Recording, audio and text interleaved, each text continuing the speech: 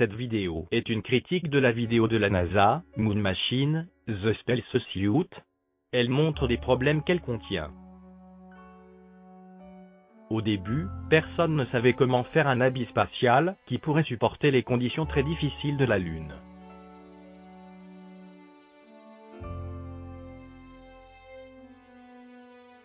Les premiers habits spatiaux étaient très rigides, et apparemment mieux protégés contre les dures conditions lunaires.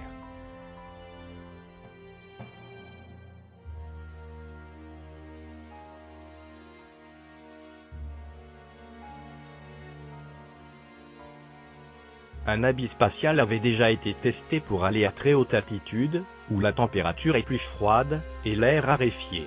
Toutefois, ces conditions sont encore très éloignées des conditions extrêmes de la Lune. Les combinaisons de vol des pilotes ne servaient qu'en cas de problème, car le cockpit servait de protection primaire. Mais survivre sur la Lune demandait un habit de protection plus sophistiqué.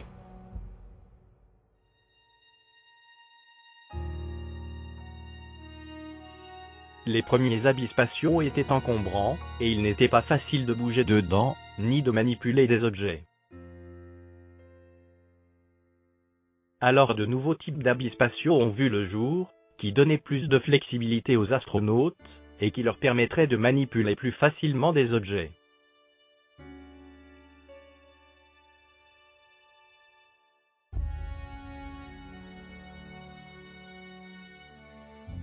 Les habits féminins étaient très flexibles, et permettaient une grande mobilité.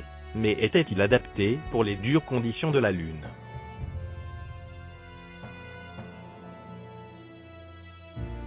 La NASA pense avoir trouvé la solution en utilisant des joints en caoutchouc flexibles.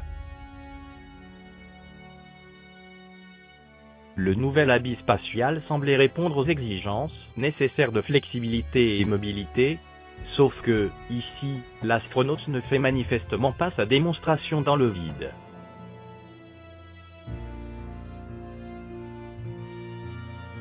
Ce furent des femmes, qui d'habitude confectionnaient des vêtements pour bébés, qui avaient la responsabilité de coudre les habits des astronautes. Alors, est-ce que coudre les habits spatiaux était une garantie qu'ils seraient étanches à l'air ? L'habit spatial d'Apollo se refermait avec une longue fermeture éclair. Il est douteux qu'une fermeture éclair soit parfaitement étanche à l'air. Tout devait être absolument parfait. Oh sûrement, cela ne fait pas de doute. Il était important qu'il n'y ait pas d'aiguilles oubliées dans l'habit spatial, car cela met très sérieusement en jeu leur sécurité. Ils auraient dû utiliser un détecteur de métal pour s'assurer qu'il n'y avait pas d'aiguilles oubliées dans l'habit spatial. Le sac de survie, PLSS, Portable Life Support System, contenant le système respiratoire, devait aussi être construit. Ils disent que l'oxygène utilisé pouvait être réutilisé, ce qui fait que son efficacité pouvait être accrue jusqu'à 20%. Étonnamment, cette méthode n'a jamais été utilisée dans d'autres systèmes respiratoires.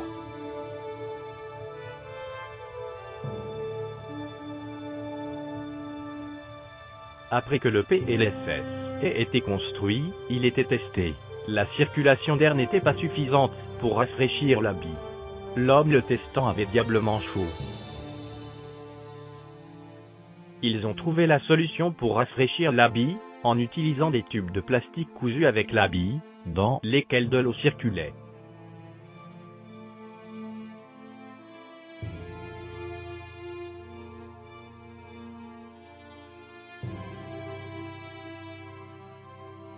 Dans les tests sur Terre, cela a donné d'excellents résultats, mais, dans les dures conditions lunaires, qu'est-ce que cela donnerait ? Les premiers habits n'étaient pas satisfaisants pour la NASA, car ils étaient peu pratiques. L'homme le testant n'arrivait pas à se redresser dans les tests anti-gravité. Pourtant, dans une vidéo d'Apollo 17, Jack Schmitt n'a pas de difficulté à se relever avec son habit spatial. il réussit même à le faire sans utiliser ses mains, ce qui, même sans habit spatial, est impossible, y compris sur la Lune.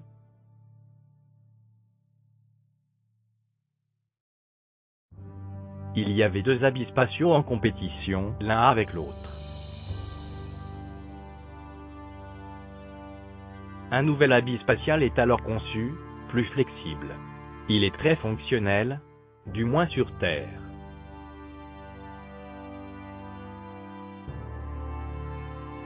Sûr, très flexible, et facile à enfiler, avec sa longue fermeture éclair, censée être étanche à l'air. Ok, nous y sommes, le nouvel habit spatial est adopté par la NASA. Le nouvel habit spatial est testé dans les conditions lunaires, enfin, c'est ce qu'ils disent.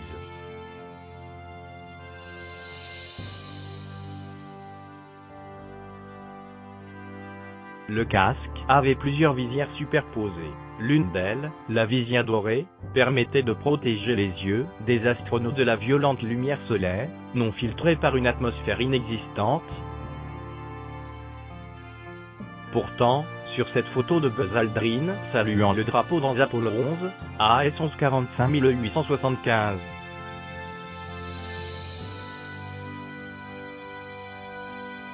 Alors que Buzz Aldrin reçoit la lumière du soleil en plein dans sa figure, puisque nous voyons le reflet du soleil sur sa visière, et c'est aussi visible par la direction des ombres, il n'a pas sa visière dorée baissée, comme il devrait l'avoir, car nous voyons sa figure à travers la visière, et elle ne ressemble même pas à sa figure, elle ressemble plutôt à celle de Nixon. Les gants semblaient très robustes, mais la manière dont ils étaient reliés à l'habit spatial, en les cousant, peut donner des doutes à propos de leur efficacité.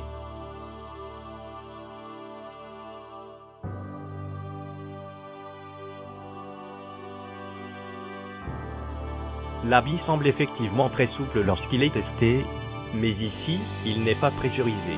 S'il était pressurisé, ce serait très différent. L'homme le testant serait incapable de bouger de cette façon.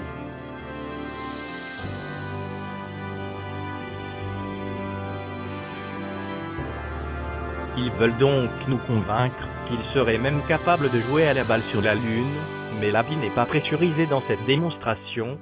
De l'air est simplement insufflé à l'intérieur de l'habit, pour permettre à l'homme de respirer, mais la pression à l'intérieur de l'habit est la même qu'à l'extérieur, et cela fait une grande différence avec un habit réellement pressurisé.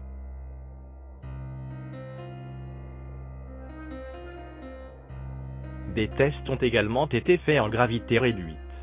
La gravité réduite est simulée avec un plan incliné.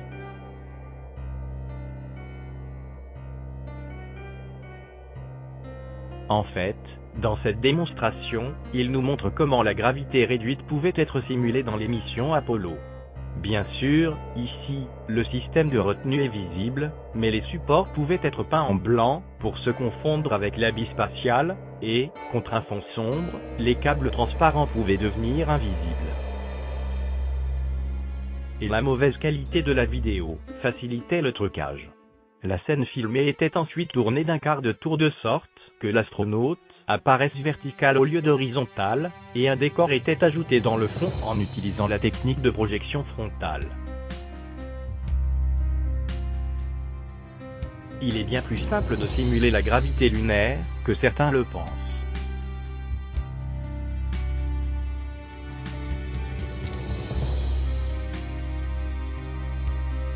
Un test a également été fait dans une chambre à vide, mais cela a presque tourné au désastre quand un tube s'est déconnecté, et l'homme à l'intérieur de la chambre à vide est tombé inconscient. Le test a conséquemment dû être avorté. Mais, juste avant l'incident, l'homme se sentait bien, et nous devons donc en conclure que l'essai était concluant. Puis, il y a eu l'accident d'Apollo 1. Un test insensé qui a été fait avec de l'oxygène pur à haute pression, et qui n'avait jamais été fait avec des humains auparavant, seulement avec des animaux qui ont péri dans le test. De plus, les astronautes devaient manipuler des interrupteurs qui n'étaient pas protégés contre des étincelles électriques. Ajoutez à cela le fait que la cabine contenait des matériaux inflammables, et vous comprendrez que les astronautes n'avaient pratiquement aucune chance de survivre dans ce test.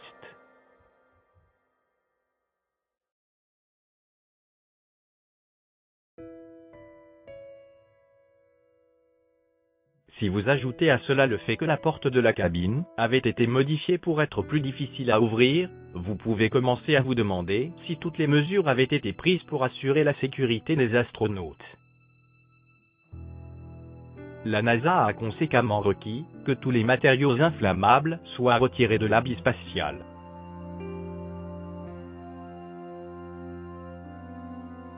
Ils trouvent alors un nouveau matériau qui n'est pas inflammable, qu'ils peuvent mettre à l'intérieur de l'habit, et qui satisfait la NASA.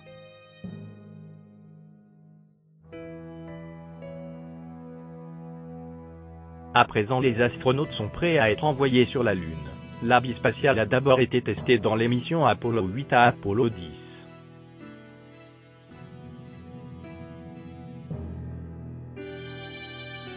Et c'est le test final d'Apollo 11, le test qui montre que les astronautes peuvent survivre sur la Lune avec ce merveilleux habit spatial. L'habit spatial permet aux astronautes de planter le drapeau américain sur la Lune. Il a définitivement prouvé son efficacité.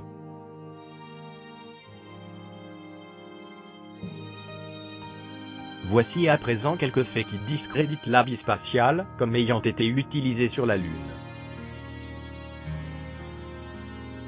Ceci est le schéma du PLSS, tel que montré dans la documentation de la NASA. Cette animation montre la circulation de l'eau à l'intérieur du PLSS.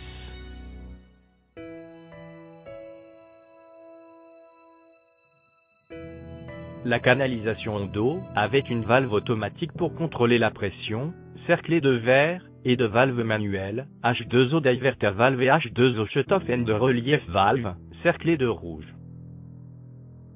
Normalement, la circulation de l'eau était entièrement régulée par la valve automatique, mais les astronautes pouvaient avoir à fermer l'une des valves manuelles en cas de panne de la valve automatique, ce qui pouvait être détecté par changement de pression. Cette animation montre la circulation de l'oxygène à l'intérieur du PLSS.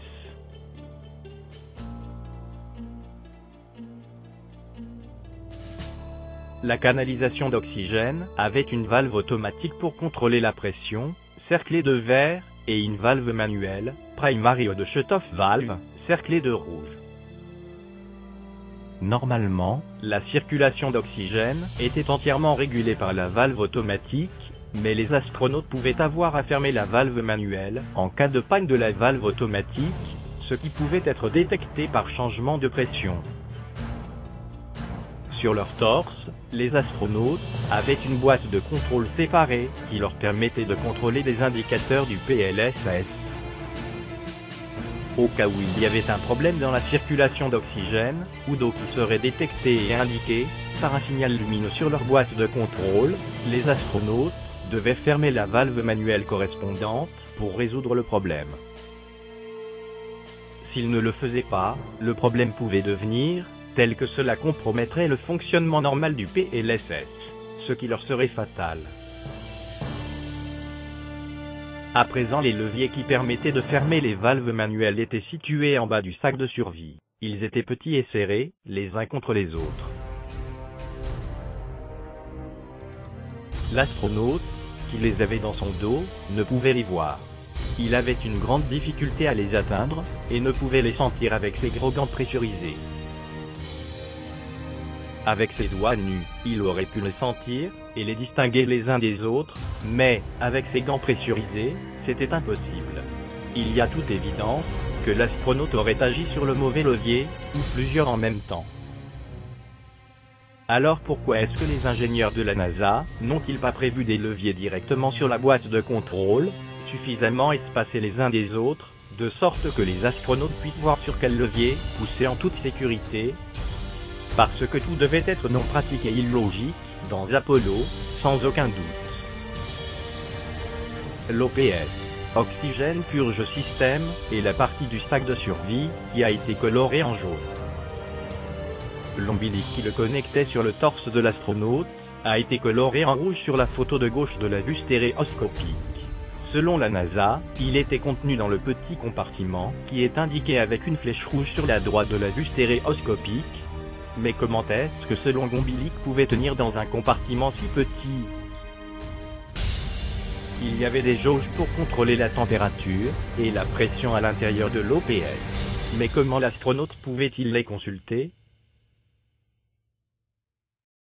Ceci est le schéma de l'OPS, tel que montré dans la documentation de la NASA. Il y a un module de contrôle automatique de température, qui a été cerclé d'orange, et qui est censé contrôler un système de chauffage. Normalement, de sorte à contrôler la température du système de chauffage, ce contrôle devrait l'attester au niveau de celui-ci. Au lieu de cela, il l'atteste à un endroit où la température est très différente de celle du système de chauffage, liaison colorée en vert. C'est comme si, lorsque vous voulez contrôler la température d'une pièce, et la réguler, au lieu de placer le thermostat à l'intérieur de la pièce, dont vous voulez contrôler la température, vous le placiez à l'extérieur de la pièce. Le thermostat ne verrait jamais que la pièce a atteint et même dépassé la température programmée et continuerait de commander le chauffage de la pièce. Vous pouvez vous attendre au résultat obtenu. Au bas de son torse, l'astronaute avait un système de purge de CO2. De manière à démarrer la purge, l'astronaute devait retirer une broche cerclée de vert et presser un poussoir cerclé de jaune.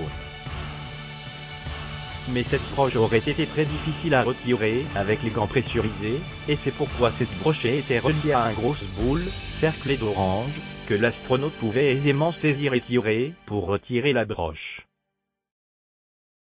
Sur ce gros plan de photo Apollo, le système de purge de CO2 a été cerclé de rouge, et la boule que l'astronaute devait tirer pour retirer la broche a été cerclée d'orange. Et c'est là que l'absurdité commence. Lorsque la purge était terminée, l'astronaute était censé réinsérer la broche pour arrêter la purge. Mais la boule reliée à la broche ne permettait que de la retirer, elle ne servait à rien pour la réinsérer dans son trou.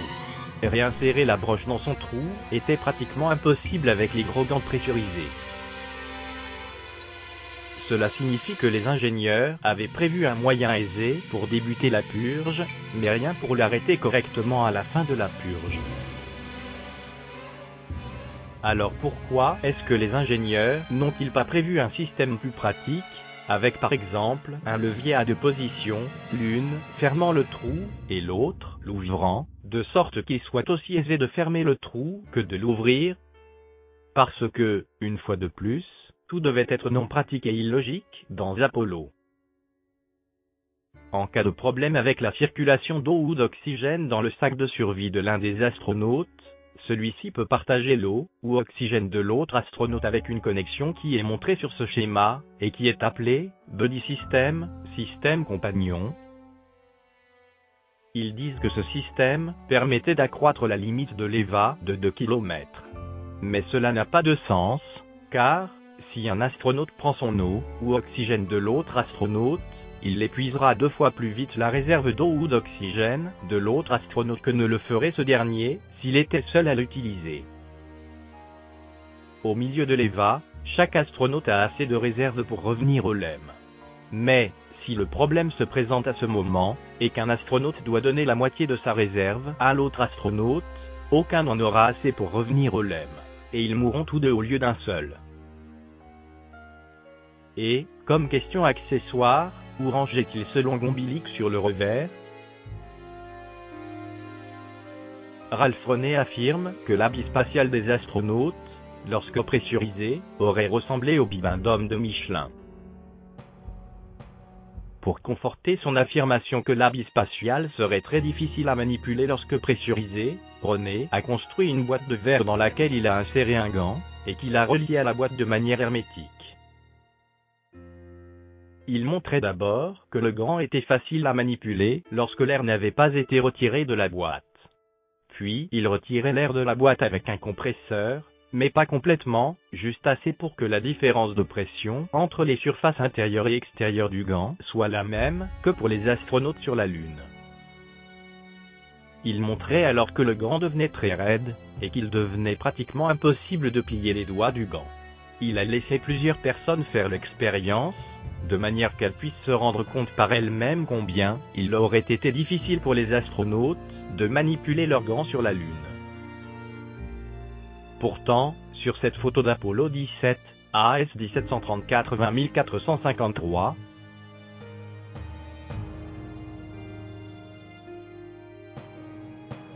Jack Schmitt n'a pas de difficulté à complètement plier ses doigts. Lorsque le rover était déployé depuis le module lunaire, c'était un châssis nu. Tout l'équipement devait être monté dessus. Lorsque tout l'équipement avait été monté dessus, cela ressemblait à ceci, très différent du rover déployé. Mais le montage de l'équipement avec les gants pressurisés aurait été impossible. Sur les vidéos d'Apollo, nous ne voyons pas les astronautes faire tout le travail de montage. Nous voyons l'équipement déjà monté sur le rover. Nous devons en déduire que les astronautes avaient une baguette magique qui faisait tout le travail de montage pour eux. Près de ses pieds, l'astronaute avait de petites poches contenant de petits outils. Mais, pour atteindre ces poches, l'astronaute devait complètement plier son corps. Si cela est assez facile avec un habit non pressurisé, c'est pratiquement impossible avec un habit pressurisé. Pourquoi les ingénieurs n'ont-ils pas placé ces poches à un endroit plus accessible? Parce que, une fois de plus, dans Apollo, tout devait être non pratique et illogique. Sur cette photo, AS 1736-20695,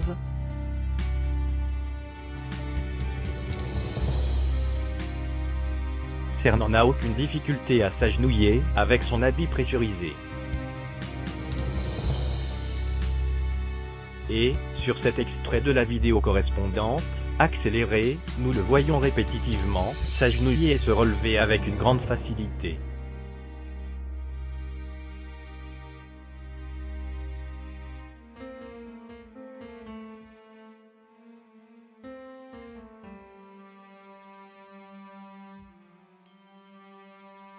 Les bouteilles d'oxygène d'un plongeur, lui, permettent de rester sous l'eau pendant une durée d'environ 40 minutes. Et elles fournissent seulement de l'oxygène aux plongeurs, elles n'ont pas besoin de le rafraîchir.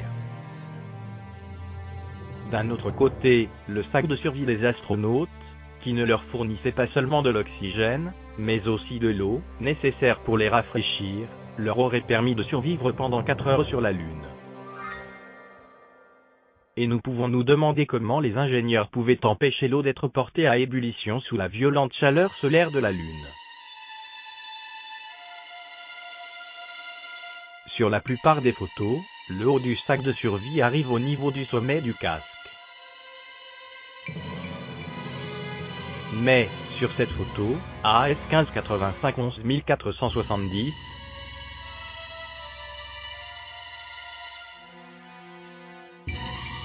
le haut du sac de survie est nettement plus bas que le sommet du casque.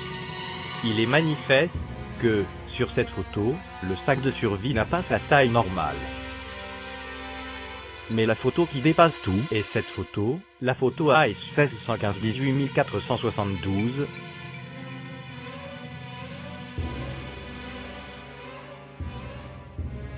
Sérieusement, ceci est un habit pressurisé. Ce que nous voyons est un simple jean taché, certainement pas un habit pressurisé.